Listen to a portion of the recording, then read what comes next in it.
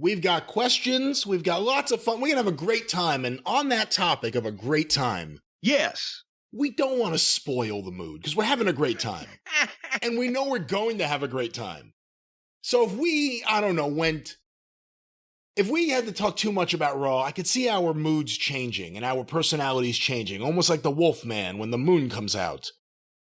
So let's talk about Raw right here at the top and get it out of the way. Get it out of the way, blow through it and hit the high points, right? Well, that won't take too long, but maybe some of the funny points, that might take a little longer.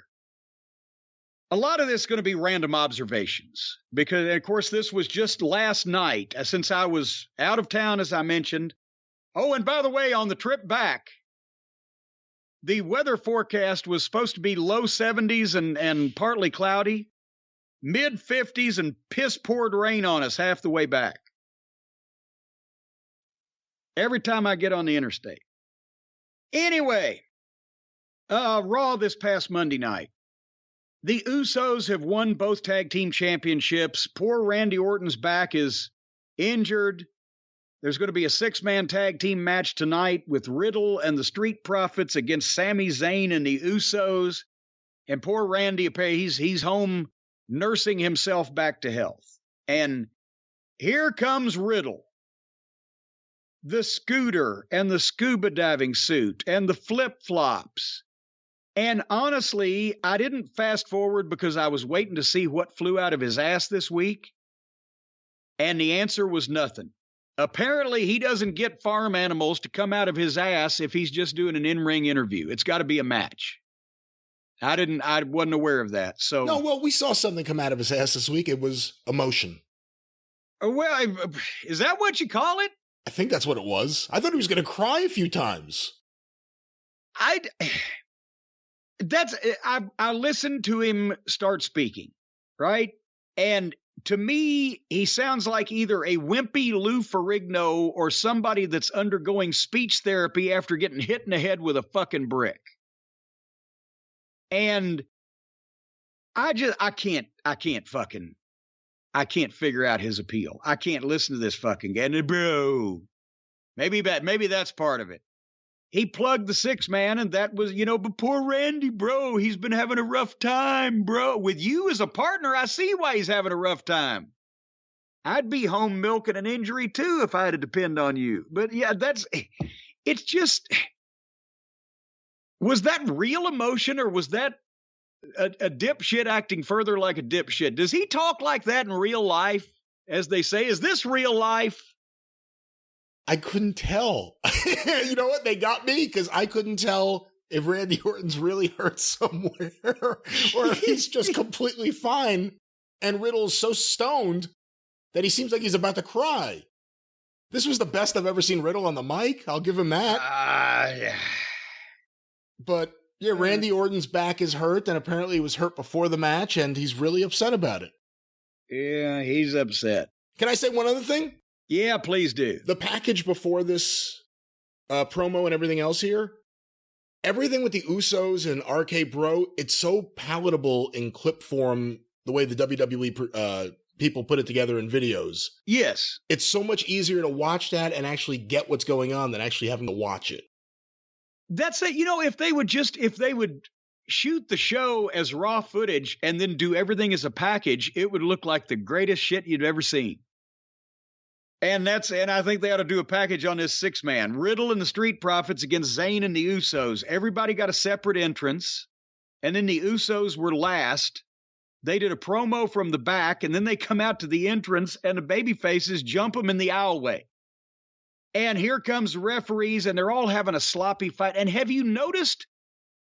It's almost like when guys are fighting now, they just grab each other and just throw fake punches to the other guy's shoulder or rib section or whatever, but they're not really trying to make them look good. They just think if they wave their arms around.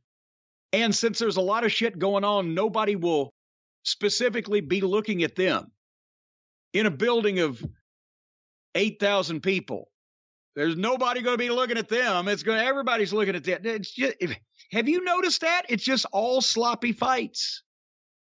Nobody's trying, or they just think they're filling time somehow with, just move around over here. So they all get a big 6-way and everybody runs out and they do the jerky camera work where you can't really tell what's happening, which helps some of this work not be seen. And they go to a break. But when they come back from the break, order has been restored.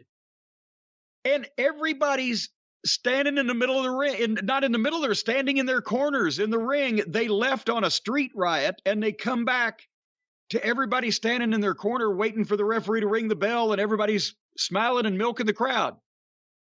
Did it seem like we missed the best part of it during the break? How did they get everybody calmed down? You know, in general with Raw, there's a lot of times, even when you're watching it, you feel like you missed something or you don't understand exactly why they've jumped from one thing to another. Later in the show, Edge and his people were walking down to the ring, and then like 10 minutes later, they're standing in the ring. Oh yeah. Well, yeah, I got some times for you later on in the show. I timed a couple of these things just to see. But anyway, so the referee rings the bell, and the first match on this program starts 23 minutes into the show. And none of these people are interesting. The matches and the booking, it all looks the same. They all do the same shit every week, and it's the same people interacting. And it's not even programs like in the old days where you anticipated the guys are working programs, so at the house show, they're going to be wrestling every week, but on TV, they're doing angles or promos about the matches or whatever. You're not watching them wrestle each other for 20 minutes every week on television. And it ain't as interesting as the old days when they did those multi-week promo or programs.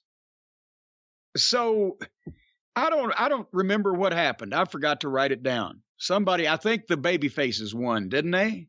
I think Riddle hit an RKO on a heel. Yeah, there you go.